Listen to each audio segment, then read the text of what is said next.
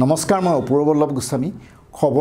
খবৰত নুমলীগড় শোধনাগাৰৰ বিশেষকৈ ডিচিপ্লিনাৰী অথৰিটিয়ে শোধনাগাৰৰ যিবোৰ অভিযুক্ত লোক সেই লোকবোৰৰ বিৰুদ্ধে কোনো ব্যৱস্থা নোলোৱাৰ বিষয়ে আমি কিছু আলোচনা কৰিম।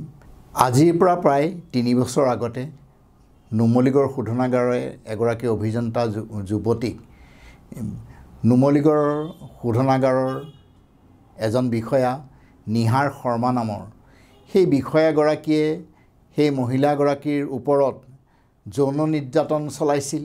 মহিলাগৰাকীয়ে বিশেষকৈ নুমলীগড় শোধনাগাৰৰ ইণ্টাৰনেল কমপ্লেইন কমিটি থাকে, যাক ICC বুলি কয়।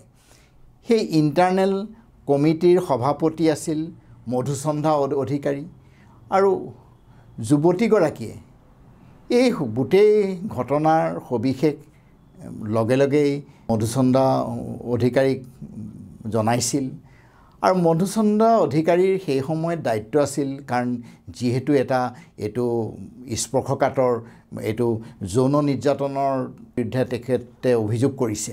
কিন্তু সেই সময়ত দেখা গ'ল প্ৰাৰম্ভিক পৰ্যায়ত, কাৰণ নুমলীগড় শোধনাগাৰৰ নগৰ অঞ্চলত CCTV থাকে, গতিকে CCTVৰ ফুটেজ সংগ্ৰহ কৰিব লাগিছিল সেই সময়ত, আৰু যুৱতীগৰাকীক মেডিকেল কৰাব লাগিছিল। কিন্তু শোধনাগাৰ কৰ্তৃপক্ষৰ কোনো ধৰণৰ তেনেকুৱা ধৰণৰ যুৱতীক যিটো যৌন নিৰ্যাতন, কিন্তু শোধনাগাৰ কৰ্তৃপক্ষই কোনো কেৰেপেই নকৰিলে এই ক্ষেত্ৰত।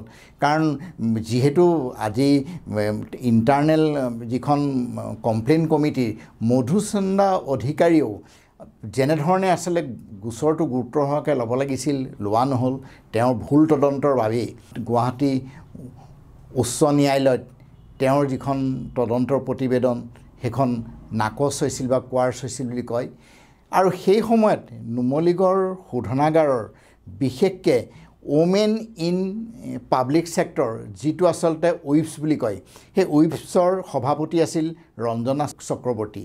আৰু সেই ৰঞ্জনা চক্ৰৱৰ্তীয়ে যিহেতু আজি ইণ্টাৰনেল কমপ্লেইন কমিটিৰ মধুচন্দ্ৰা অধিকাৰীয়ে যিহেতু যেনেধৰণে আচলতে এই যৌন নিৰ্যাতনৰ গোচৰটো গুৰুত্ব সহকাৰে ল'ব লাগিছিল তেওঁ নোলোৱাৰ বাবে এই কমিটিখনকে ভংগ কৰিবলৈ শোধনাগাৰ কৰ্তৃপক্ষক লিখিতভাৱে জনাইছিল।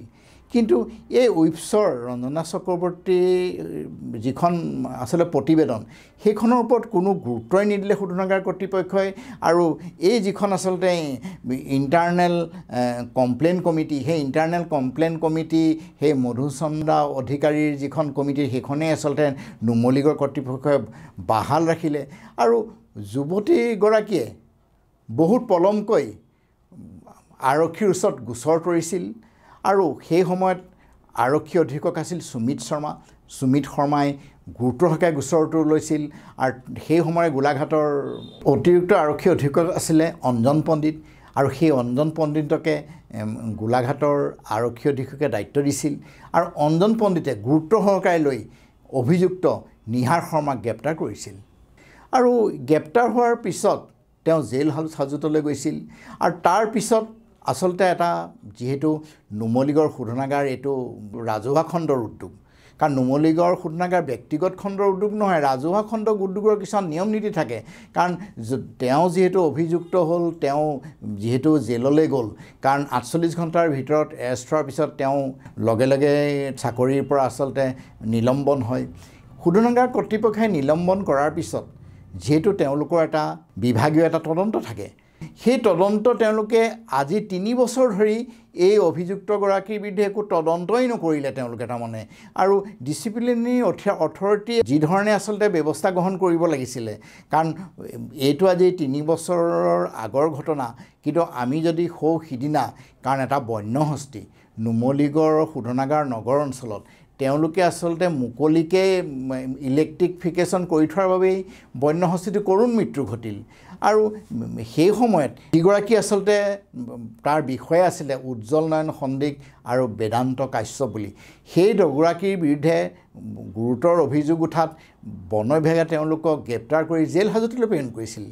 তেওঁলোকক প্ৰথমটো তেওঁলোকৰ গুৱাহাটী উচ্চ ন্যায়ালয়ে জামিনে নাকচ কৰিছিল 60 দিনৰ পাছত যেতিয়া জামিন পালে দেখা গ'ল যে তেওঁলোকৰ বিৰুদ্ধে যি একো কোনো ধৰণৰ তদন্ত নহ'ল তেওঁলোকে জামিন লৈ আহিল তাৰপিছত লগে লগে শোধনাগাৰ কৰ্তৃপক্ষে তেওঁলোকে চাকৰিত মকৰল কৰিলে কিন্তু এইটো আচলতে হ'ব নালাগে কাৰণ এটা ৰাজহুৱা খণ্ডৰ উদ্যোগৰ কিছুমান নিয়ম নীতি থাকে কিন্তু আমি দেখা পাইছোঁ কৰ্তৃপক্ষই কোনো নিয়ম নীতি আচলতে তেওঁলোকে নামানে কাৰণ ডিচিপ্লিন অথৰিটিয়ে যিখিনি আচলতে এটা ৰাজহুৱা খণ্ডৰ উদ্যোগৰ এটা নিয়ম থাকে তাৰমানে কাৰণ যিহেতু যৌন নিৰ্যাতনত এজন অভিযুক্ত লোক সেই অভিযুক্তজনক আজি 3 বছৰে তেওঁৰ বিৰুদ্ধে যিটো ডিচিপ্লিনাৰী একশ্যন হ'ব লাগিছিল মানে শোধনাগাৰ কৰ্তৃপক্ষৰ ফালৰ পৰা কিন্তু তেওঁলোকে একো নকৰিলে আজি এনেধৰণে আচলতে নুমলীগড় শোধনাগাৰত আজি এগৰাকী যুৱতী নিৰ্যাতন হোৱাৰ পিছতো তেওঁ আচলতে যিখিনি আচলতে শোধনাগাৰ কৰ্তৃপক্ষৰ পৰা তেওঁ আচলতে সহায় পাব লাগিছিলে